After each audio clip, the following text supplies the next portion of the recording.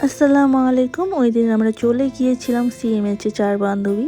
সিএমএইচে এর আগে আমার কখনো যাওয়া হয়নি। তবে সিএমএইচে ১ম দিন গিয়েই আমরা পড়ে গিয়েছিলাম একটা মামলাতে। তবে এই কথা আজকে না বলি। তো মেলাটাতে ঢোকার পর আমরা ঘুরে ঘুরে মেলার সকল জিনিসপত্র দেখতেছিলাম। বেশ বড় ছিল মেলাটা।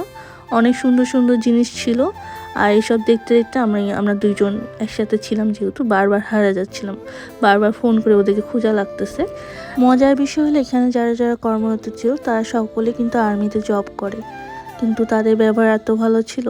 এছাড়া এখানে আমার বান্ধবী কিছু কম প্রাইজের মধ্যেই ব্যাগগুলো দেখছিল, যেগুলো দেখতে অনেক সুন্দর সুন্দর ব্যাগ ছিল। আর অনেক জুয়েলারি ছিল, যেগুলো দেখতেও অনেক সুন্দর, কম প্রাইজের মধ্যেই ছিল। বাহির থেকে তো আমার মনে হয়েছে কমই প্রাইস ছিল। অনেক সুন্দর ব্যাগও ছিল, দেখিয়ে নিতে ইচ্ছা করতেছিল, বাট ওই দিন আমি কিছু নেইনি। দুঃখের বিষয় হলো মেলাটা আর 3 দিনই ছিল। পরে আমার যেহেতু পরীক্ষা শুরু হয়ে যাবে, আমার আর পরে যাওয়া হয়নি।